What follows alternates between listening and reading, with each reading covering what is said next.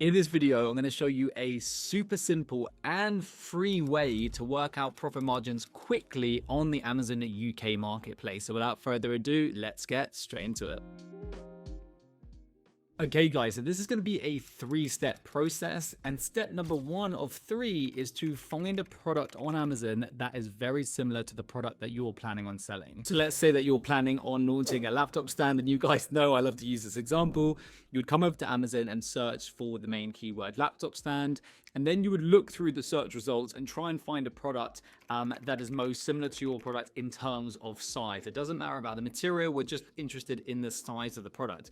Now the reason for this is we're going to use this competitor product to work out what the estimated size will be for our product, our packaged unit size, and therefore the estimated Amazon fees are going to be for our product as well. So it's important that it's a very similar size.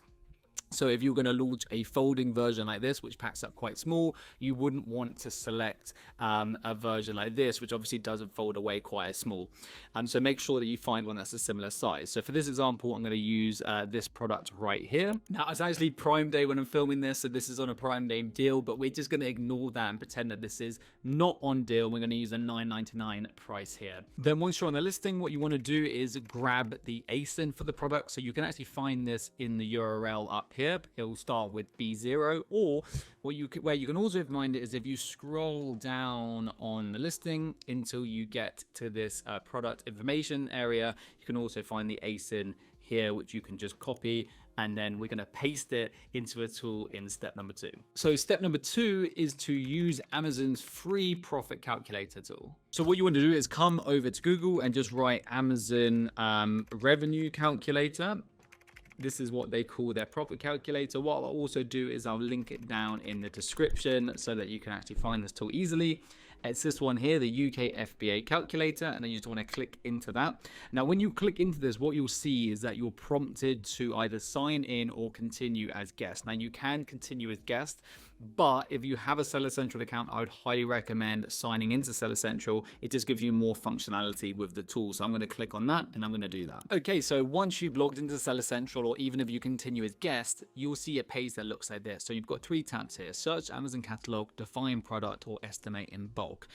Now, what you can do is you can come to define product and you can put in the measurements of your product, the sale price, and all of the category and all of that information here. Or what you can do is you can actually enter in an ASIN to actually use the dimensions, the category of that competitor ASIN that we found. And that's what you want to do, because it's going to make this whole process way quicker. So what we're going to do is we're just going to paste in here the ASIN that we just found earlier, the competitor ASIN, and click search. Then Amazon will give you a few different options here. So what you want to do is just select the correct ASIN, which is this ASIN here. And then if we scroll down, what you'll see is Amazon has basically roughly worked out what the profit margin are going to be on this product if Amazon fulfills it and also if you fulfill it. So if we're just focusing on FBA, which the majority of you are going to be doing, we can just ignore your fulfillment. So I'm going to just click X. And for this video, we're just going to focus on Amazon fulfilling it if you're using the FBA platform. So what this tool will do is it's going to enter in some information automatically for you, but there'll also then be some information that you need to add in. But the fact that it adds in some of the information in for you automatically is what makes this tool so powerful, so quick to use, and is why I love it. So what you can see here is it adds in the item sale price. So it will take the sale price from the competitor. Now you can leave that exactly as it is, or if you're going to be selling at a different sale price, then obviously you can play around with that. I'm just going to leave that at $9.99. What the tool will then do is it will look at the dimensions of the product and it will automatically work out what the fulfillment fee is going to be. So it says here it's a £2.36 fulfillment fee. If you click on the information button, you only get this information button if you're logged into Seller Central, and that's why I said I recommend actually doing it that way. But if you click on the information button, it will break down why that fulfillment fee is being charged. So it'll show you the dimensions of a packaged sellable unit, what product size tier it falls into. So this is a large envelope FBA fulfillment size tier, and the shipping weight and also the dimensional weight. So it shows you the fulfillment fee, but also why that fulfillment fee is what it is and how it's been calculated, which is awesome. So it uses the dimensions of the product to add in that fulfillment fee, and then also it'll add in a referral fee. So it will find the category that the product is in, it will work out what the referral fee is for that category, and then it will show you what that referral fee is based on the sale price. So here we can see that it's in the electronic accessories category, which has a 15.3% referral fee, and therefore the referral fee is £1.53. Let me see if I can zoom in on this a little bit. That might make it a little bit clearer. Yeah, that's much better. Okay. That's really helpful. Then what we see is there is a per item fee. This is just at 0 because I'm paying for a professional plan on Seller Central. If I wasn't, this would be 75p per unit. Most of you will be, so you can just leave that as, you can just ignore that. That should be 0. If it does show 75p, then just make sure to remove that from your calculations. But if you're logged into Seller Central, it should not show that. Variable closing fee, you can ignore that. Again, that will just be at £0, so you can ignore those two fees. Then we have some service add-ons. Again, this is just if you want Amazon to bubble wrap the product, bag the product, label the product with FNSQ barcodes. You probably won't be doing any of that because you can get your manufacturer to do that for you and it'll work out cheaper. So you can just ignore all of those fees as well. It allows you to enter in the cost of actually getting the unit to the Amazon fulfillment centers. I would just leave this blank and I'll come back to why in just a minute. But for now, I would just leave that blank. Next, Amazon is going to work out the storage costs. So what they're going to do here is they're going to take the size of the product and then they're going to use that to work out how many cubic foot the product takes up, and then they'll use that to work out what the monthly storage fees. There'll be different monthly storage fees between January and September and October and December. So if you flick between those, it will show you what the different monthly storage costs are in those different times of the year. Again, just like the other two fees, if you want to understand it a bit better, if you click on that information button, it will basically explain to you here how many cubic feet it is and why you're being charged that fee. If you click on calculations, you can see it quite nicely there, which is awesome. Now, the thing with these storage fees is it's just showing you what the storage fee would be for 1 month. But if you're ordering from China and you've got maybe 3 to 4 month lead times, from ordering till stock arriving, then you're probably always going to have around 3 months of stock held on Amazon, roughly. So you're not just going to be charged 1 month storage fee, you're going to be charged probably about 3 months, 2 to 3 months storage fee per unit. So what you can put in here is it will ask you average inventory units stored and estimated monthly units sold. So if we do 3 here and 1, you're basically saying that you're always holding around 3 months stock. That's basically what this shows. So they'll basically take this storage cost, they'll times it by 3, and that will give you that storage cost per unit sold. So I just recommend putting 3 and 1 here if you're ordering from China. If you're ordering locally from the UK and you're getting goods manufactured in the UK, then you can just put 1 to 1 because you might only be holding about 1 month stock at a time.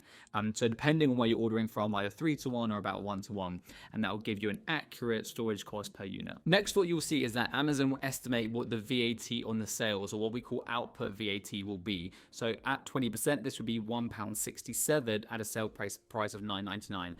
Now, what you'll notice because of this is that this tool is designed for VAT registered sellers on Amazon. There's actually, unfortunately, no way to change the setting to make this work for non-VAT registered sellers on Amazon, which is really frustrating because I know a lot of you watching will be non-VAT registered sellers, but don't worry, I've got you. So if you stay around to the end of the video, I'll show you a really simple way to convert the profit and profit margins that this tool will show you as a VAT registered seller to what it would be if you are a non-VAT registered seller. Super easy to do, and I'll show you later on towards the end of the video. So regardless of whether you are VAT registered or not, please leave this at 20% here. You don't need to change anything. So next we're at miscellaneous costs. You can leave this blank. There's just one more thing that you need to enter, and that is the cost of the goods sold. This is the one thing that Amazon can't estimate or can't work out for you, and that you need to work out on your own and then enter into this tool to get accurate profit calculations. And that takes us nicely onto step 3, which is calculating your cost of goods sold. So as an Amazon seller, what does cost of goods sold, or COGS, mean? Well, essentially, it is the value of that product that's sitting inside the Amazon fulfillment centers. So you've got to think about all of the costs that have gone into that product to actually get it to the Amazon fulfillment centers. So if you are a VAT registered business, The cost of goods sold is the cost of the unit itself, plus the freight, plus import duties. If you are a non-VAT registered seller, it is the cost of the product, plus the freight, plus import duties, plus import VAT as well. But like I said, this tool is designed for VAT registered sellers. So whether you're VAT registered or not, we're going to ignore import VAT for now. Don't worry about that. We're just going to pretend that you're a VAT registered seller. And then, like I said, I'll show you how to convert this later on at the end of the video. Okay, so to work out the cost of goods sold, the first thing we need to do is actually work out what the manufacturing cost per unit is going to be. So what you want to do is come over to Alibaba and then search for the product that you're planning on selling. In this case, it's going to be a laptop stand. And then what you want to do is once you've searched that, you then want to look through the search results and try and find a product that's similar to the one that you want to sell. This looks really similar to the product we're going to sell, so I'm going to click into this listing here, and you want to find maybe 5 to 10 listings that are very similar to the product that you want to launch. You then want to click this button here, which is going to allow you to contact the manufacturer. Now you want to contact maybe 5 to 10 different manufacturers and then ask them what the cost per unit is going to be at the order volumes that you're looking at. If you're not sure, then just ask them for 1,000 units. You can then find out what the average cost per unit is across those manufacturers, and you can use that as a unit manufacturing cost. Now you may have already done this process, so if you've done that and you've actually negotiated a price with the manufacturer, then you can actually use that as your unit manufacturing cost, which is awesome. So let's say for this example, the average unit manufacturing cost is $1.94. You then want to convert that into pounds, which would be £1.50. So now we know the unit manufacturing cost. What we then need to do is work out what the freight cost is going to be. So when you're trying to work out estimated freight cost, what you need to do is firstly get in contact with a freight forwarder. So I recommend the guys over at Westbound Logistics. They're awesome, but you can use any freight forwarder you want. Contact a freight forwarder and ask them what the current rates per cubic meter will be. Now, they may ask you how many cubic meters you're shipping, so work that out roughly, but ask them what the rate is going to be per cubic meter for the amount of cubic meters that you're going to be shipping. If you're not sure, just let them know. They should still be able to give you a rough rate. Now, once you know the current rate per cubic meter, you then need to work out how many cubic meters one of your units, one of your sellable units, packaged sellable units is going to be. So how do you actually work that out? Well, a cubic meter is 1 million cubic centimeters. So you need to work out how many cubic centimeters your product is and then divide that by 1,000,000. And let me show you exactly how to do that. So what you need to do is times the length of your product by the width of your product by the height of your product to work out how many cubic centimeters it is. And then you need to divide that number by 1,000,000, and that will give you the cubic meter size of one of your sellable units. So if we come back to the Amazon revenue calculator and you click on the fulfillment fees information section, it will tell you what these dimensions are. So using this example, if we just round up a little bit, we would say 3 centimeters times 7 centimeters by 30 centimeters. So if we do 3 times 7 by 30, this will give us 630. We would divide 630 by 1,000,000, and this would give us 0.00063 cubic meters per unit that we're going to sell. Then all you need to do is times the price per cubic meters by the amount of cubic meters that each of your sellable units is. So in this example, let's say that we were quoted £200 per cubic meters. If we times £200 by 0.00063, this gives us 0.126 pounds. So let's call it around 12 pence per unit in shipping costs. So now we know that the unit's going to cost us £1.50 to manufacture, and it's going to cost us 12 pence per unit to ship from China into the Amazon fulfillment centers. The final thing that we need to work out is what our import duties are going to be on this product. So to do this, what you want to do is come to Google and search trade tariffs. Again, I'll put a link to this in the description, and then you want to click on this gov.uk trade tariff lookup. So then what you want to do is then click start now, and what you'll see is there's a little search bar here. Now you can search for the product, but this search bar is awful. It just doesn't work very well. So instead of trying to search for the product, what I'd recommend doing is asking your manufacturer what the commodity code or HS code is for the product. You can then take that code, paste it into this tool, and then the tool will show you what the duties are going to be. So let's say my manufacturer has now given me a HS code. I'd come to this tool, I'd paste it in here, and it will search for it. Then I'll click into it. And if I scroll down, what you'll see is that it will say all countries. So this is what you want to look for. So you want to look for all countries and then come over and you'll see the duties rate for this product is 6%. Now, if you've never heard of import duties before, import duties are basically an import tax that HMRC charges you for importing goods from outside of the UK into the UK, and it varies from 0% for a lot of products right up to I think about 12 or 13% is about as high as it goes. If I'm wrong, let me know, but I think it's around somewhere between 0 and about 12 to 13%, so 6% bang in the middle there. Now, these import duties are charged as a percentage of the full value of the product, and the value of the product is the manufacturing cost plus the freight cost. So in this example, the manufacturing cost was £1.50, the freight cost was 12 pence. So we plus those together, we have £1.62 as total value for the product. So the 6% is charged on £1.62. So we would take £1.62 and we'll times it by 0.06. And this gives us 0.0972. So we'll call this 10p and round it up and make things a little bit easier for ourselves. So to bring it all together and to work out the full cost of goods sold, all we need to do